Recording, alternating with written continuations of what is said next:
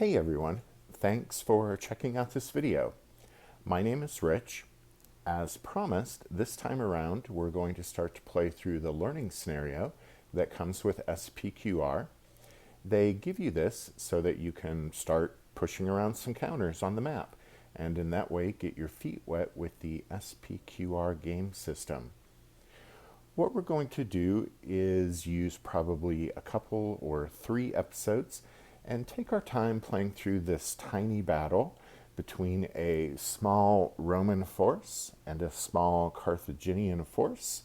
And we'll discuss tactics a bit, but mostly talk about the rules that come up as we play through this little skirmish from beginning to end.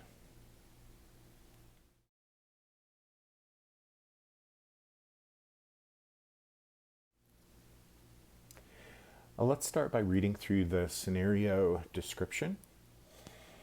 It says the following abstract battle is provided for gamers not familiar with the system who want to see how things work before starting to get down to the serious historical bloodletting.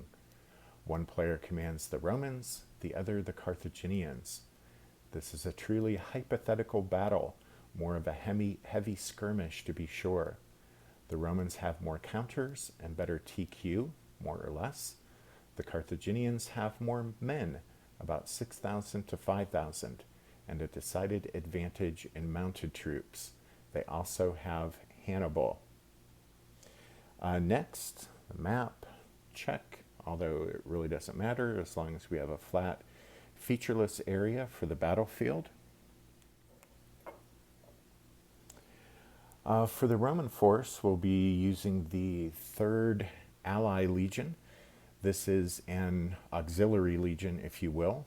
At this time in history, at least in SPQR, the way the legion system was set up is that here, for example, with a 3rd legion, there'd be a citizen legion comprised of Roman citizens and an allied legion comprised of non-citizens from a city or territory that was an ally of Rome.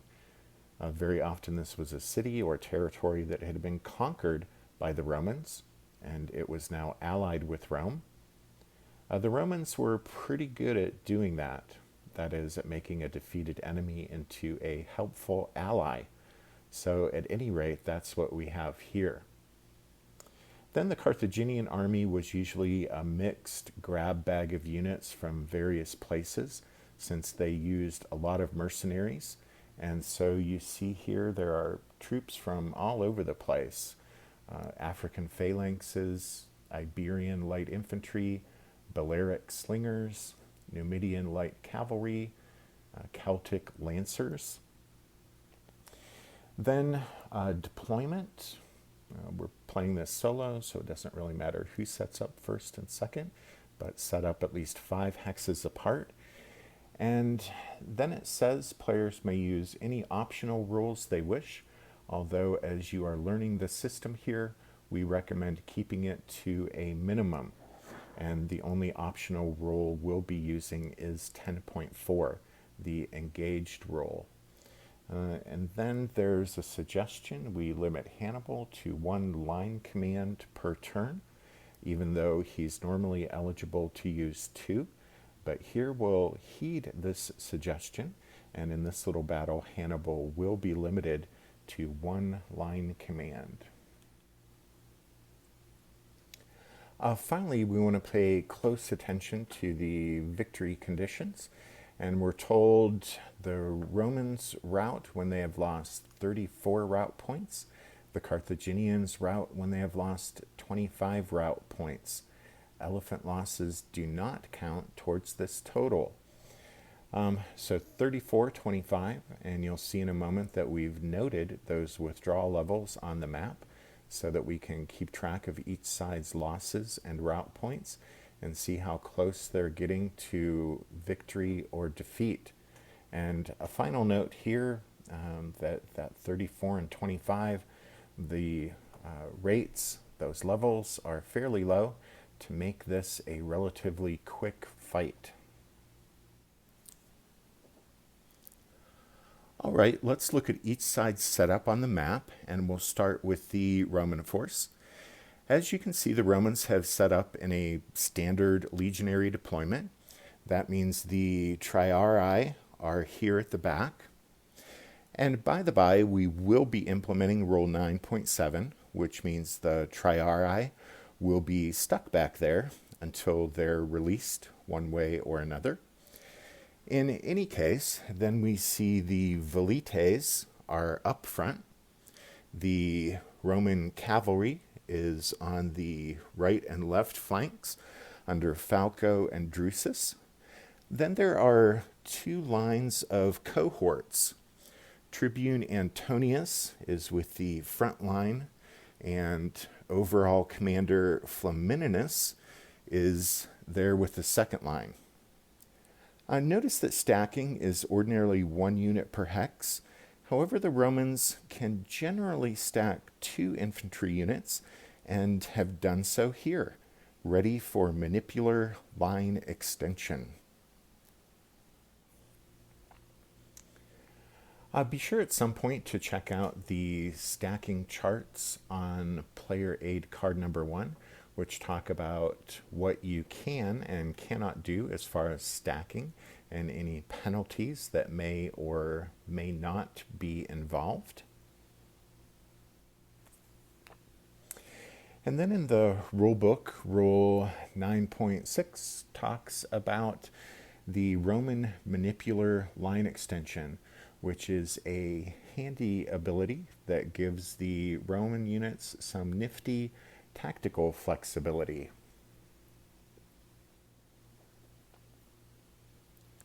Looking at the Carthaginian setup, there are no surprises here. The 2 elephants are in the front line, ready to rock and roll. Celtic lancers under Mago are deployed on the left flank, and Numidian light cavalry under Ticius are on the right flank. Hannibal, the man himself, is with the African phalanx and Iberian light infantry in the center, with 2 Balearic slingers just in front.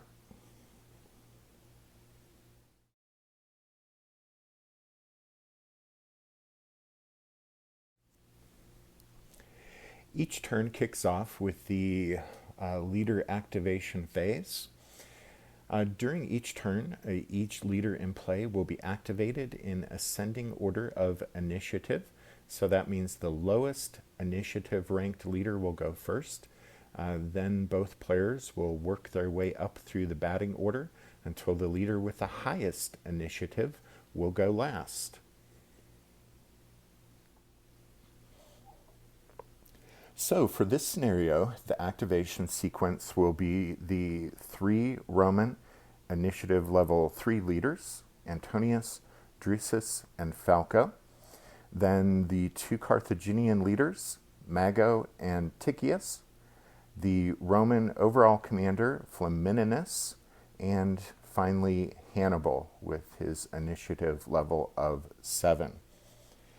And as you can see, along with the withdrawal levels for both sides, 34 and 25, I've also noted half the Roman withdrawal level, which when the Roman losses equal or exceed that number is when the triarii will be released to move. Anyway, obviously I've written the leader activation sequence right here on the map, since we're only using a small portion of the playing surface for the battlefield, but you can also use a sheet of paper off to the side for the same thing.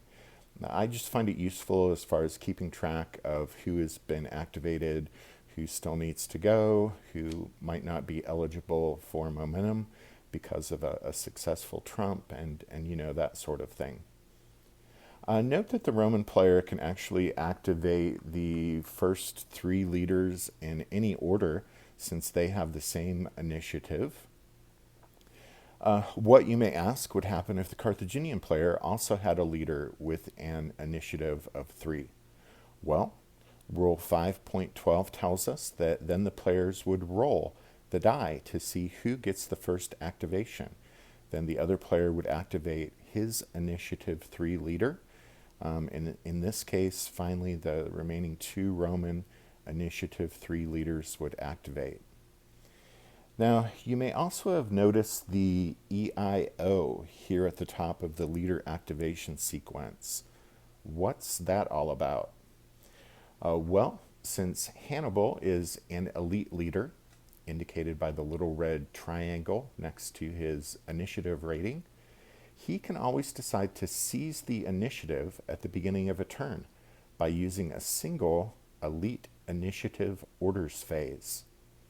More about that in a moment, but in any case, the EIO here is just a reminder that there's an elite leader on the board, and that player always has this option at the top of a turn. All right, and with that, I think we've set the stage for this battle, so let's play.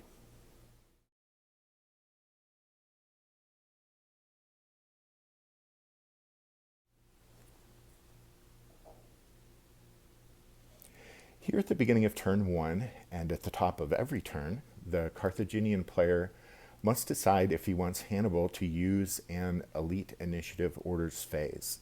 And here he definitely does. Specifically, he wants to get his elephants into play as quickly as possible. That's because it's a fact of life that elephants are going to rampage sooner or later, and when they do, the Carthaginian player wants them as far away from his own lines as possible. So he decides to use the EIO phase and make the first move. A couple of things to point out about the Elite Commander Initiative, Rule 5.5. It can be used either by the overall commander, in this case Hannibal, or by any other friendly leader, in this case Mago or Tychius, if that other leader is within the overall commander's command range. However, on the first game turn, the player with the elite commander may give the EIO phase to any friendly leader, whether or not that leader is within the overall commander's command range. But here, Hannibal is going to keep it and use it for himself. So Hannibal becomes the active leader. And when a leader is activated, he can either use individual orders or line commands. If Hannibal issues individual orders, he can give orders to as many as 7 units, which is his initiative rating. 7 units that are up to 7 hexes away, which is his command range. Or he can issue a line command, which can move all the units in a line. Note that normally Hannibal can issue 2 line commands. That's the 2 there in that black box. But as we already pointed out, for this learning scenario, we're going to limit him to 1 line command. Anyway, Rule 5.22 lists everything that a player can do with individual orders, and that list includes move any 1 friendly unit. With a bigger battle or a lesser commander, line commands can be very useful, but for Hannibal's purposes here, individual orders, of which he can issue up to 7, individual orders will get the job done just fine. So he's going to use 4 individual orders to move the 2 elephants and 2 slingers, and they'll advance toward the Roman lines. As the first elephant unit rumbles forward,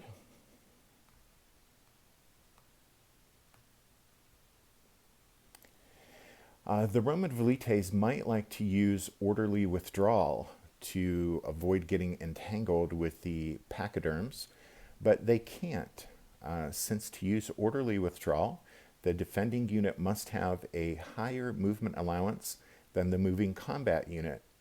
And here, the velites' movement allowance of 6 is less than the elephant's movement allowance of 7. So the velites can't back away as the elephants roll forward toward them. And then a couple of things happen when the elephants advance adjacent to the velites. First, the elephant unit gets a shock must check TQ marker.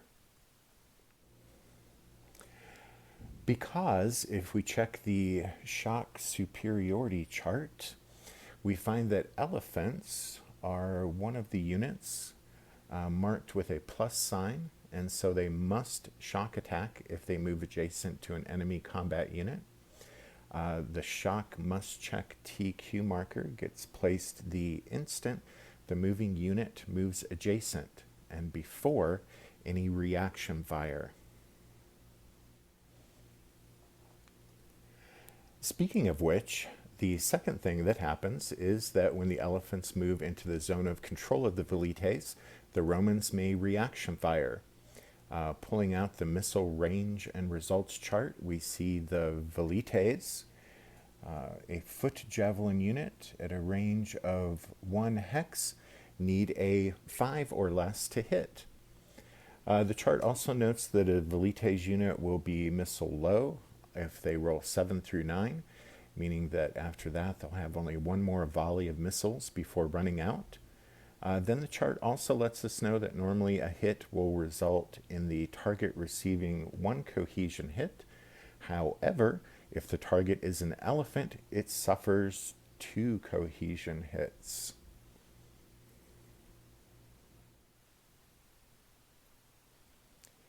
All right, with all of that in mind, the velites reaction fire and roll a 1, so they hit, and the elephant unit takes 2 cohesion hits. But the elephant is also javelin armed, so it may fire as part of its movement. Looking again at the missile range and results chart, we'd see that as the mounted javelin missile type at a range of 1 hex, the elephants need a 3 or less to hit. However, because they moved, that's a +1 modifier to the die roll, so it actually will have to roll 2 or less to hit. And like the velites, mounted javelinists are missile low on an unadjusted die roll of 7 to 9. So, keeping all of that in mind, the elephant unit rolls, and it's a 7, so it misses and is now missile low. The Carthaginian player will now move the other elephant unit forward.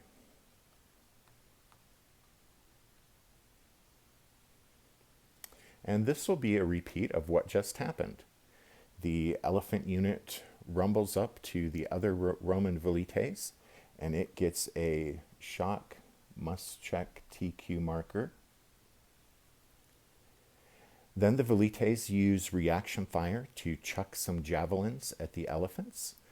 Remember, they'll need a 5 or less to hit and will be missile low if they roll 7 to 9. And they roll a 9.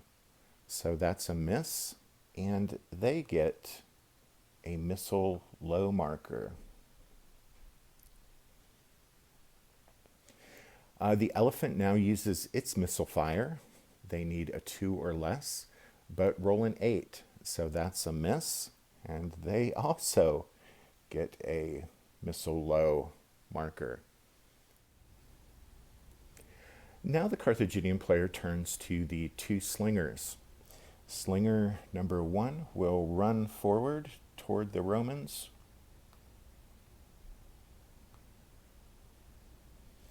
And will stop 2 hexes away from the velites. And from there it'll fire. Once again, we'd consult the missile range and results chart, and we'd see that at a range of 2 hexes, the slinger needs a 2 or less to hit. However, the movement penalty once again applies, so there's a +1 modifier to the die roll, meaning the slinger will need to roll a 0 or 1 to hit. There's also a note that slingers are missile low on an unadjusted die roll of 9. And the die roll is a 5, a miss. And now the Carthaginian player moves slinger number 2.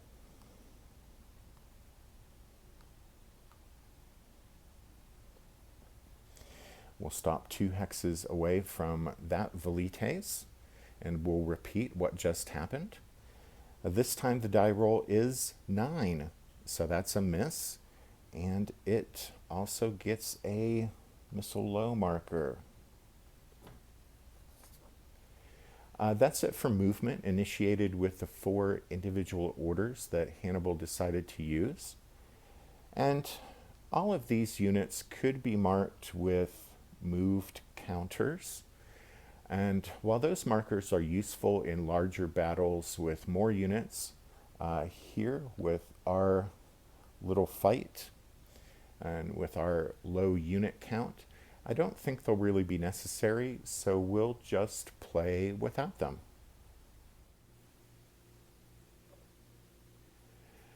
And now it's time for shock combat resolution. And first off, the Roman player has to make a decision about the 2 velites units being attacked by the elephants. That's because an infantry unit being attacked by a moving elephant through one of its front hexes may choose to use pass-through, which is spelled out in Rule 9.11, and this decision has to be made prior to the pre-shock TQ check. In fact, let's go ahead and look at this rule. It says an infantry unit, when faced with an elephant moving attack through one of its front hexes, may attempt to allow the elephant to pass through.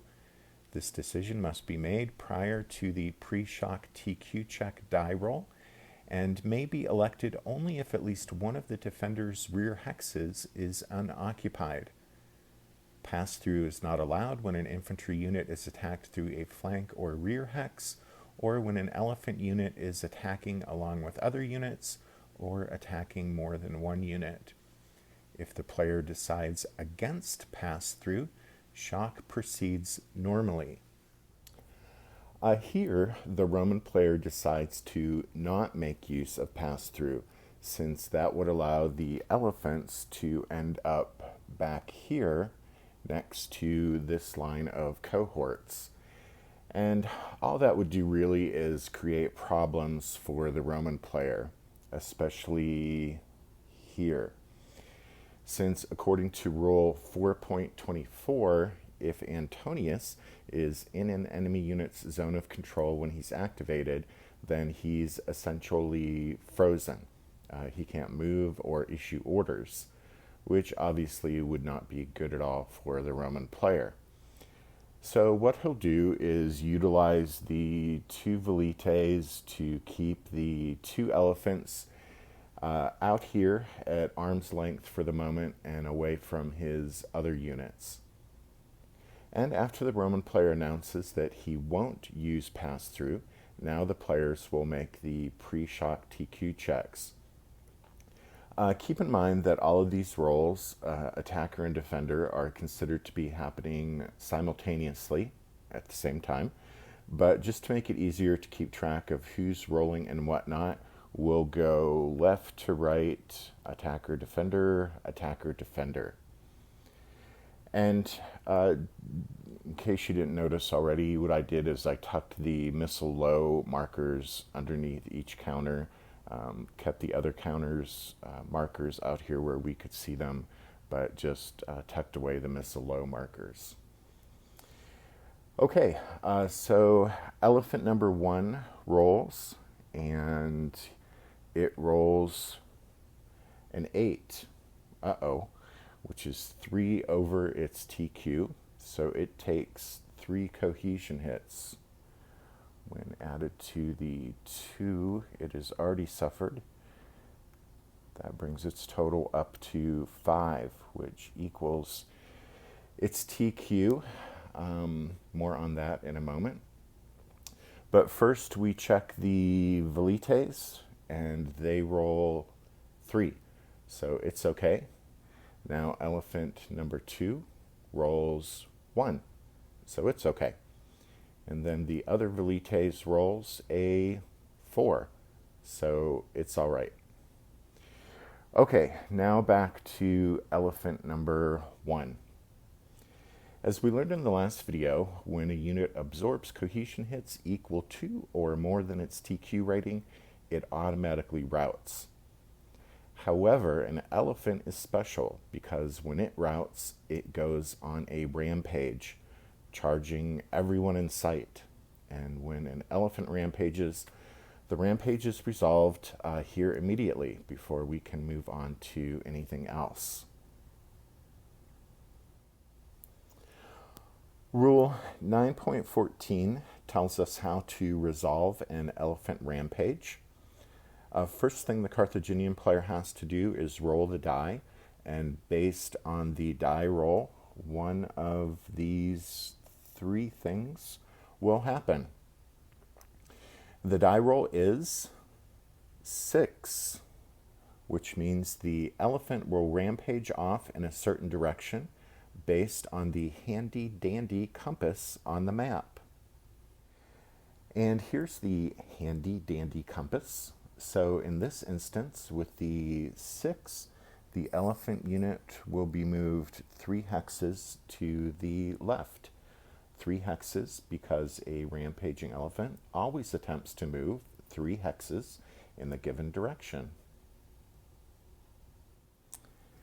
Okay, so we can remove this. 1, 2, 3.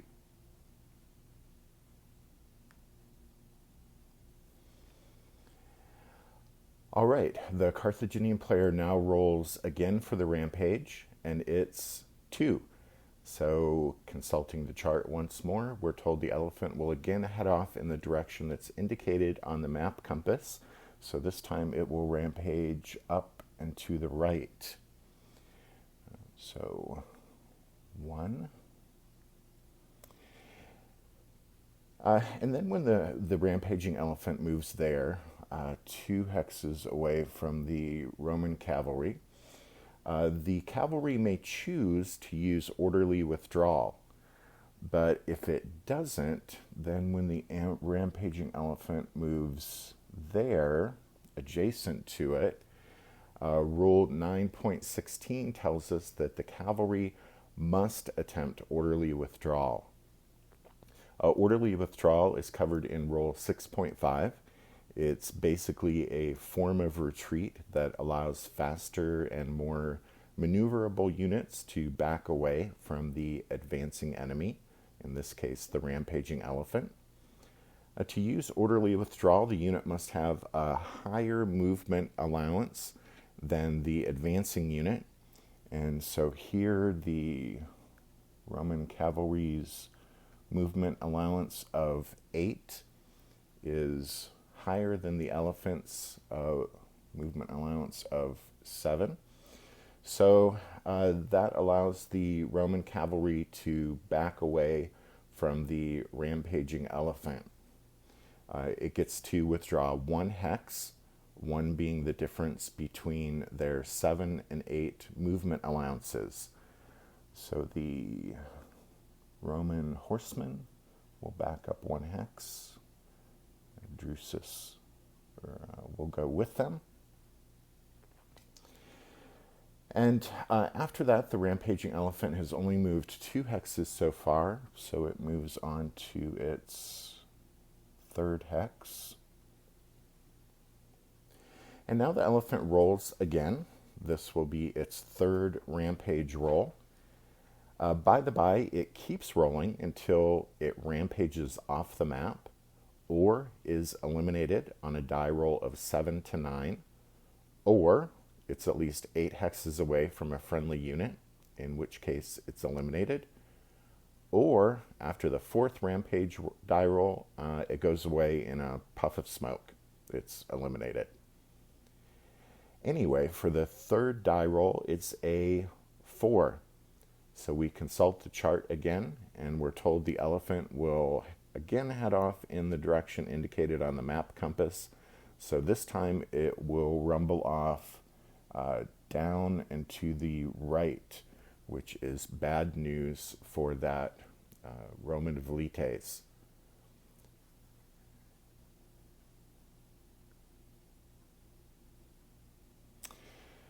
Rule 9.14 tells us that if a rampaging elephant would enter a hex occupied by a unit, whether friend or foe, it stops in the adjacent hex and the target unit incurs 1 cohesion hit if the elephant would have hit it frontally, or 2 cohesion hits if it would have entered from flank or rear. So here, since the elephant is approaching the velites from a rear hex, the Roman unit suffers 2 cohesion hits. All right, then the fourth and final rampage die roll is 0. And consulting the chart once more, we're told 0 means that this time the rampaging elephant heads in the direction of the nearest friendly unit. And since there are 2 friendly units that are both 3 hexes away, the other elephant unit and this slinger unit are both 3 hexes away, we'll roll the die and allow random choice to determine the target. High roll is the loser. The elephant rolls 8, and the slinger rolls 5. So elephant number 2 it is. Now, the rampaging beast will take the shortest path to the target, which means once more it would attempt to enter the velites hex. More bad news for them. So they suffer 2 more cohesion hits, bringing their total up to 4. And then after the 4th consecutive rampage roll, elephant number 1 is finished wreaking havoc, and it's eliminated. We'll go ahead and place it in the dead pile, but remember, the scenario's victory conditions told us that elephant losses do not count toward the Carthaginian withdrawal level total. So although elephant number 1 is eliminated, it doesn't hurt the Carthaginian player as far as counting toward his withdrawal level.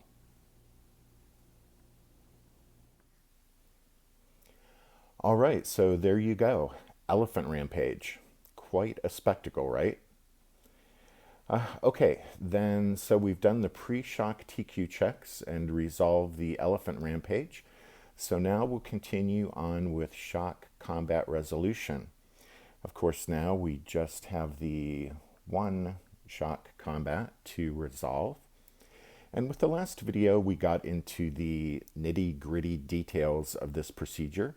So here we won't repeat that, but instead we'll just walk through the process fairly expeditiously.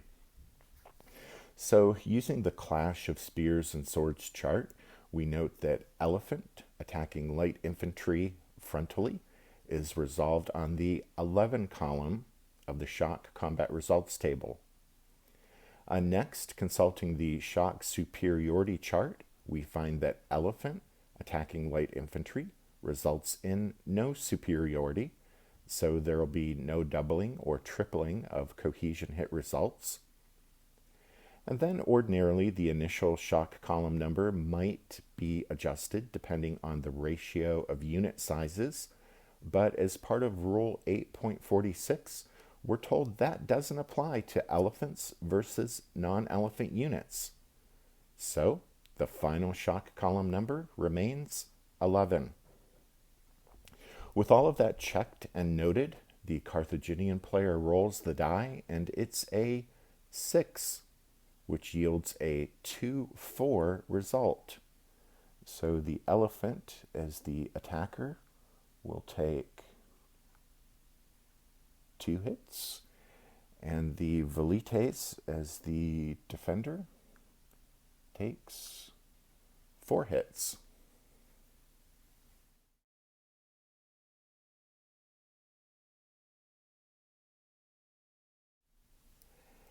At this point, any units with cohesion hits equaling or exceeding their TQ level would rout, but there aren't any applicable units. Then units that are both in an enemy zone of control and with 1 hit less than their TQ must take another TQ check, and that applies to this velites since it has 4 hits. Its TQ is 5, and it's in the zone of control of this elephant. As we learned in the last video, what happens here is that if it fails this TQ check, it'll rout. But if it passes, then it gets to reduce its cohesion hits by 1. With that in mind, the Roman player rolls, and it's a 4. So the Velites passes the TQ check and gets to reduce its hits by 1.